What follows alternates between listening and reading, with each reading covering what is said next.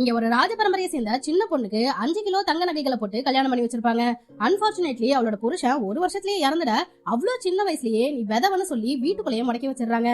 இப்ப அந்த பொண்ணுக்கு இருக்க ஒரே சந்தோஷம் என்னன்னா அவளோட நகைப்பெட்டி தான். வருஷங்கள் உருண்டோடி அந்த சின்ன பொண்ணு ஒரு பாட்டியாவே மாறிடுறா.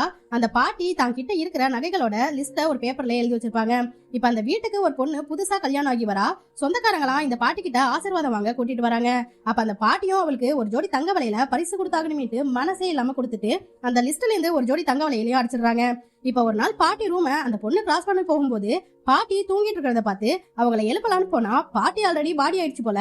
பாட்டியோட ஆவி வந்து அந்த பொண்ணு லதாட்ட, இதோ பாரு என்கிட்ட இருக்கிற நகைப்பட்டிய இனி நீதான் யார் கண்ணிலையும் படாம பத்திரமா பாத்துக்கணும், இல்லன்னா நான் உன் புருஷனை கொண்டுடுவேன்னு மிரட்ட பயந்து போன லதாவும் பாட்டி சொன்ன மாதிரியே நகைப்பட்டிய ஒளிச்சு வைக்கிறா. அந்த வீட்டுல உள்ளவங்களும் எங்க பார்த்தாலும் தேடுறாங்க. ஆனா நகைப்பெட்டி எங்கேயுமே கிடைக்கல. கடைசியா லதா ஒளிச்சு வச்சிருந்த அந்த இடத்துலயும் தேடுறாங்க. அத அவ ஒரு பெரிய பெட்டிக்குள்ள ஒளிச்சு வச்சிருப்பா. ஆனா அத பாட்டியோட ஆவி திறக்க விடாம பண்ணுது. சரின்னு எல்லாரும் அதை மறந்துட்டு இயல்பு வாழ்க்கைக்கே திரும்பிட அந்த வீட்டோட மூத்த மருமகளுக்கு மட்டும் லதா மேல சந்தேகம் இருக்கும். அதனால அவளை மிரட்டிட்டு இருக்க அந்த பாட்டியோட ஆவி அவளுக்கு கை வாயெல்லாம் விளங்காத மாதிரி பண்ணி விட்டுடும். ஒரு நாள் புருஷனோட பிசினஸ் கடன்ல போறதுனால அவன் தூக்கு மாட்டிக்கிறதுக்காக போவான். அதை பார்த்துட்டு லதா பாட்டியோட சில நகைகளை அடகு வச்சு பணத்தை ஏற்பாடு பண்ணி கொடுக்க அவனும் அதை வச்சு பிசினஸ் நல்லபடியா கொண்டுட்டு போறான். இந்த விஷயம் தெரிஞ்ச பாட்டியோட ஆவியும் அவளை போட்டு அடிக்க அவளும் பாட்டி நகையெல்லாம் அடகுதான் வச்சிருக்கேன், அதை திரும்பவும் மீட்டுடுவேன்னு சொல்றா. சொன்ன மாதிரியே லாபம் வந்ததும் அதை மீட்டுட பாட்டியும் அவளை மன்னிச்சுட்டு இனி உனக்கு எப்ப வேணாலும் இந்த நகைகளை யூஸ் பண்ணிக்கலாம்னு சொல்லிடுறாங்க. இப்போ அந்த நகையை வச்சு ஆரம்பிச்ச கடைக்கு பாட்டியோட பேரை வைக்க இதுல பாட்டியோட ஆவி ரொம்பவே சந்தோஷமாயி லதாவை அவளோட பொண்ணு மாதிரியே பார்க்க ஆரம்பிக்குது. இப்ப லதாவுக்கு ஒரு பெண் குழந்தையும் பிறக்குது. இதுல என்ன ஆச்சரியம்னா அந்த பொண்ணோட கண்ணுக்குமே இந்த பாட்டியோட ஆவி தெரியுது.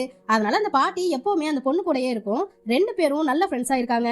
அந்த பொண்ணு ஒரு புரட்சி சிந்தனையாளர், நாட்டுக்காக ஏதாவது பண்ணணும்னு யோசிக்க கூடியவ. ஒரு நாள் பாட்டியோட ஆவி அவள்கிட்ட, இனிமே இந்த நகைப்பெட்டி உனக்கு தான் சொந்தம், அதை உன்கிட்ட ஒப்படைச்சிட்டு நான் சந்தோஷமா இந்த உலகத்தை விட்டு போயிடுவேன்ட்டு சொல்ல. பட் அந்த பொண்ணு, இல்ல இதெல்லாம் எனக்கு வேணாம், இந்த நகை மேல பேராசை வச்சனாலதான் நீ இன்னும் பேயா இங்கேயே சுத்திட்டு இருக்க, என்னையும் உன்ன மாதிரியே இருக்க சொல்றேன்ட்டு கேட்டா பாட்டிக்கு ஒரே கஷ்டமாயிடுது. இதை நீ ஏத்துக்கிட்டாதான் எனக்கு சந்தோஷம்ட்டு திரும்ப திரும்ப சொல்ல.